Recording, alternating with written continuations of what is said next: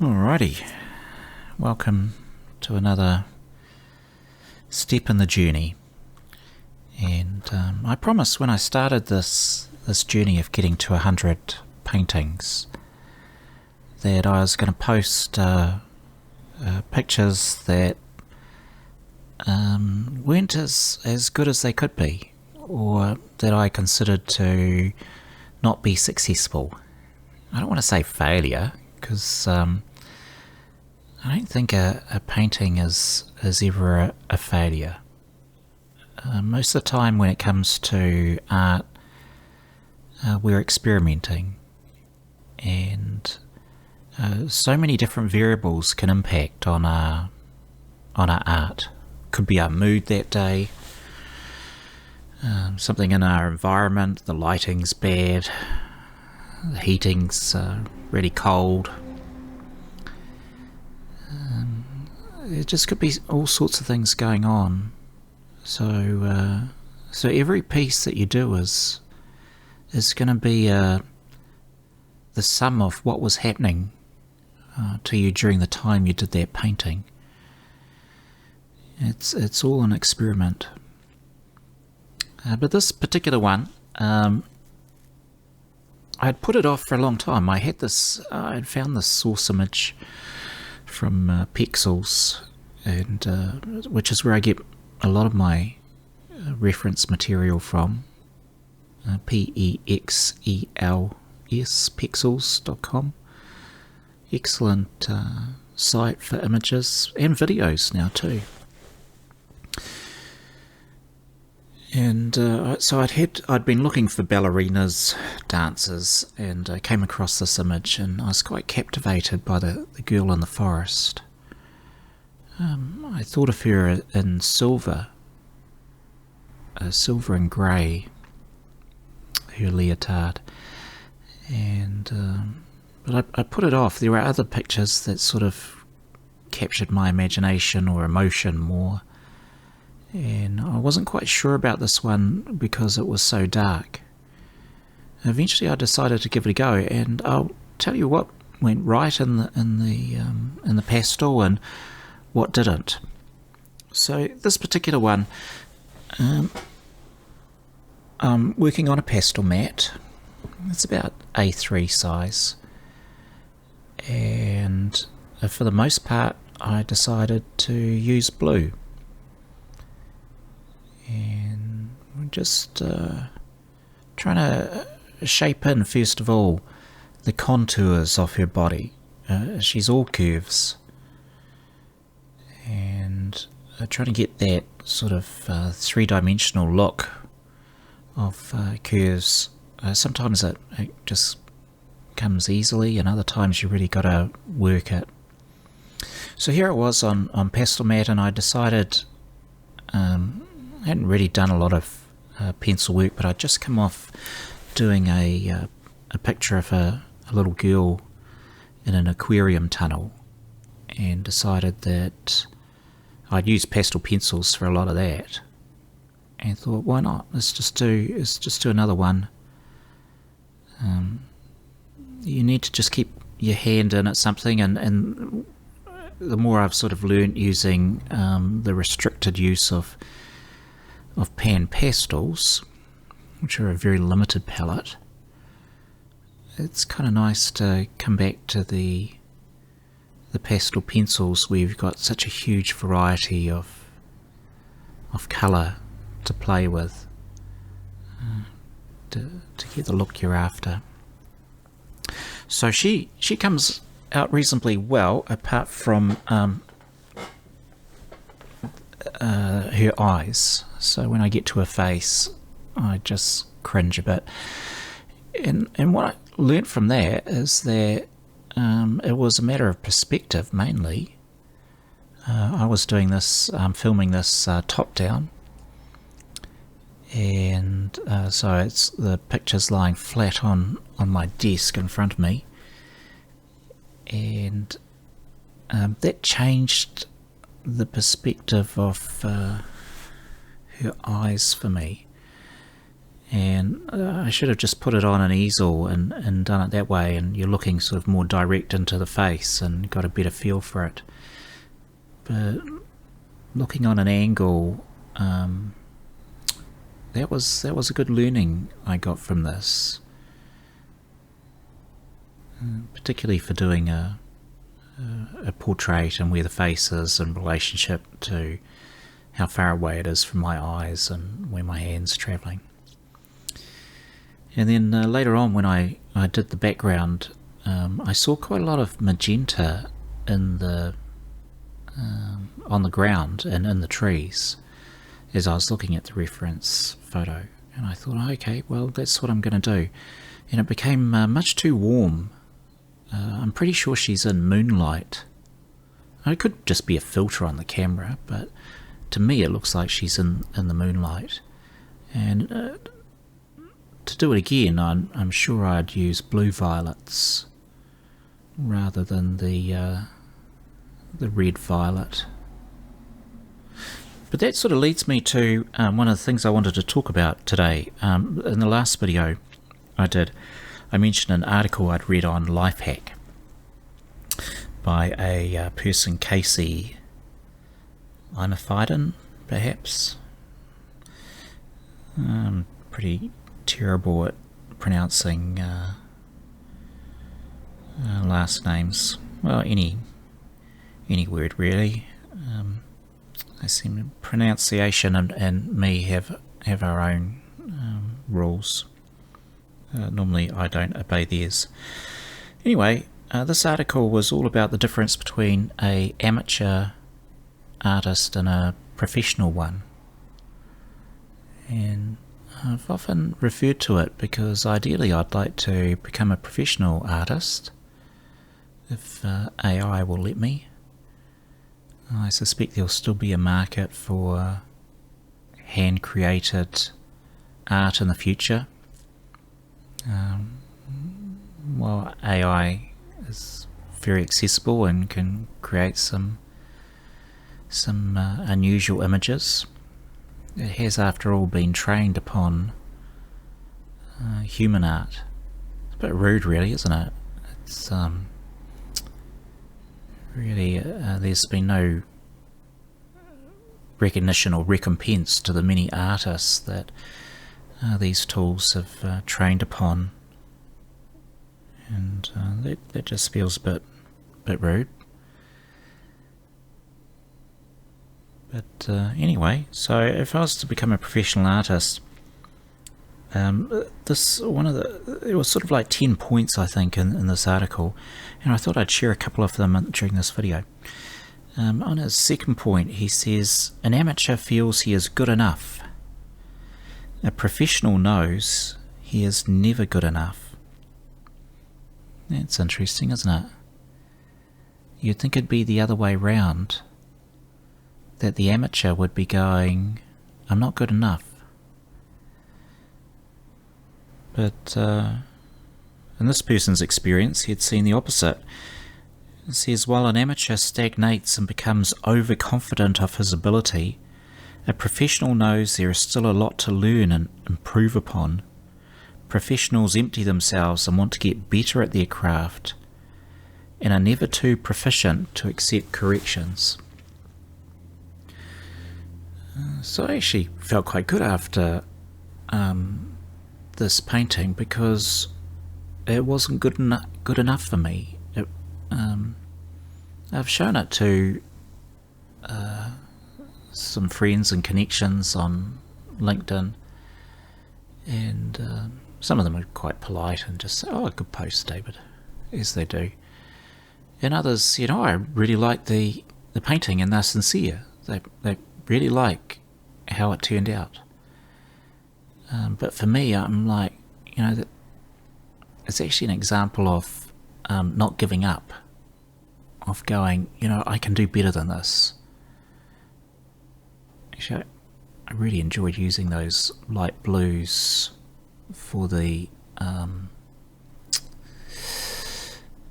light on her leotard, just as I'm watching this, and you'll see I'm using a little shade of pink, and I decided to use the pink as kind of like a warm tone,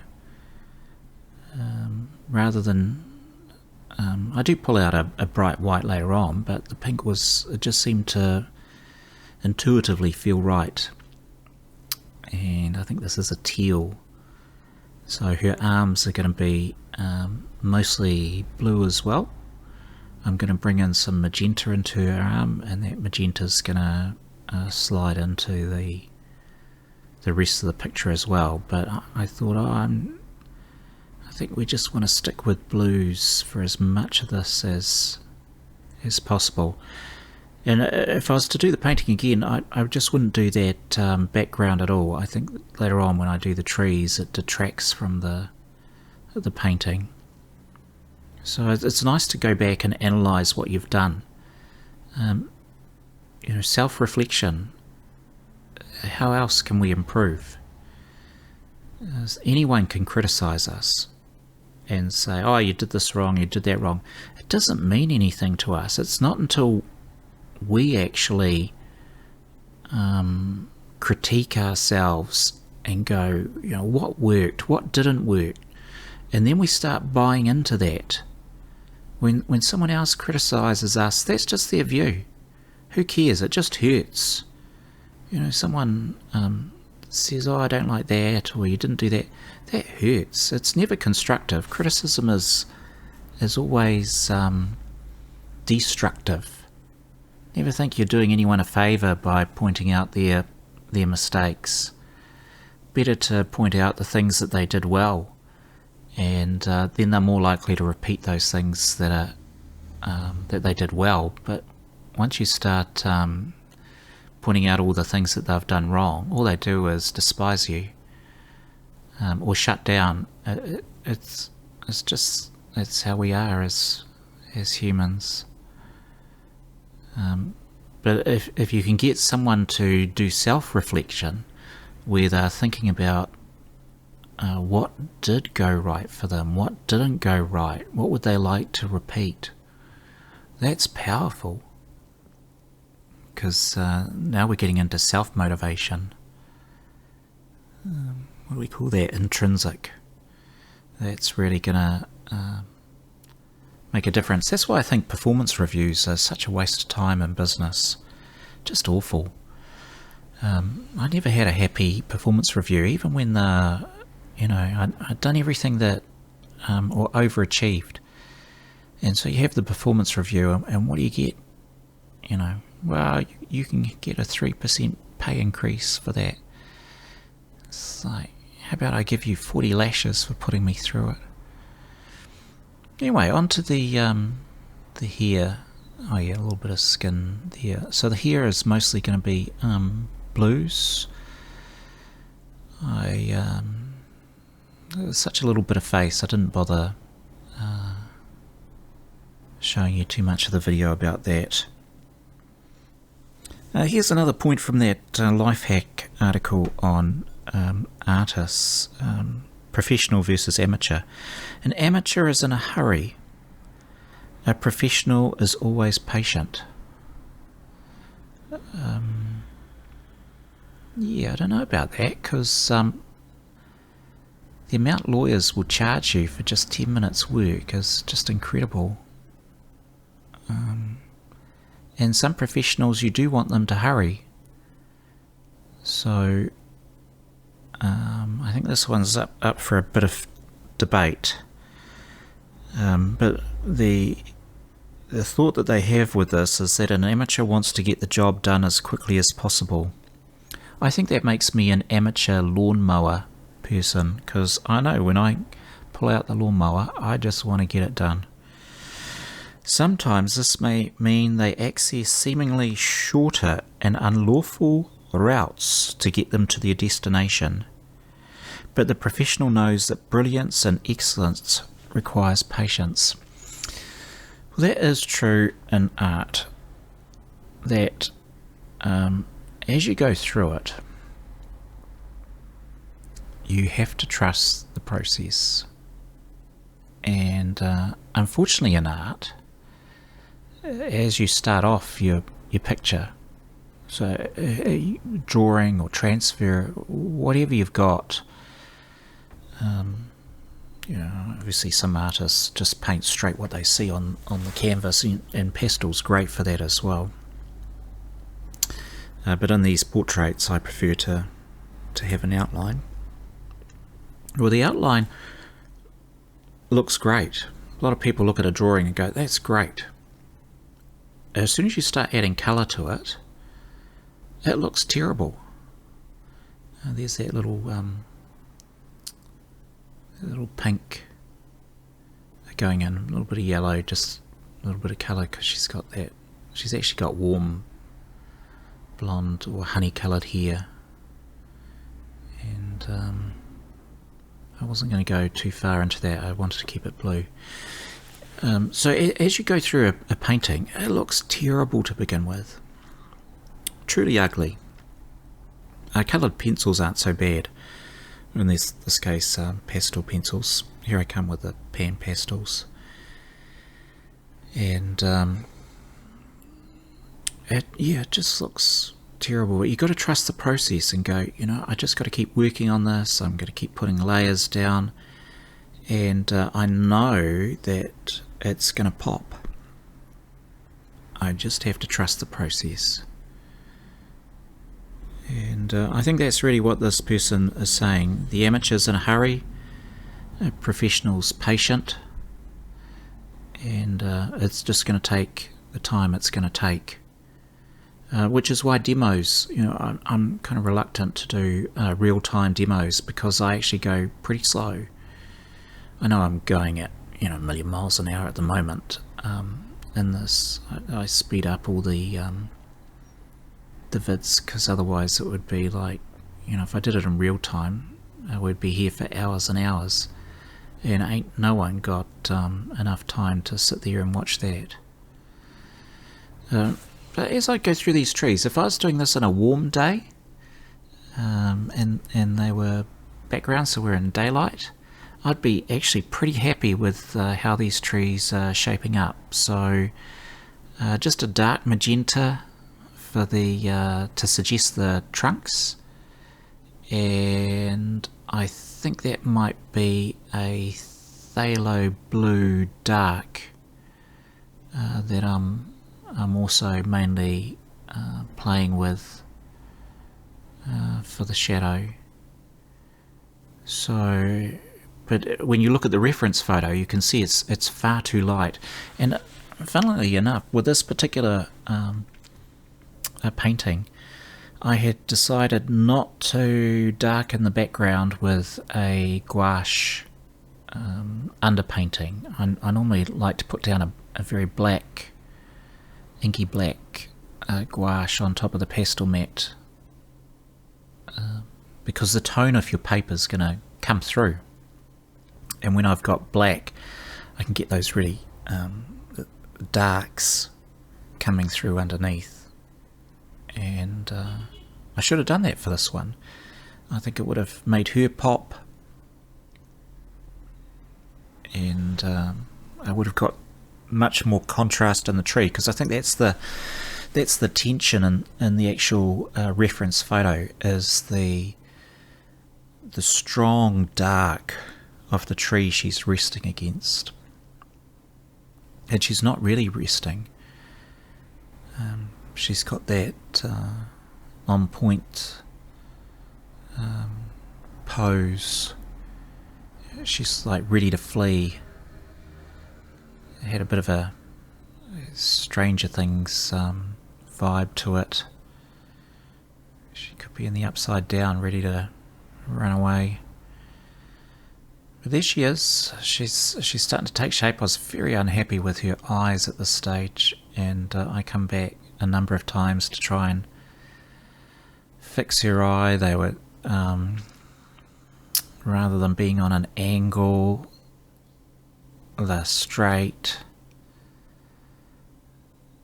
It needed to be up and closer, but it is what it is.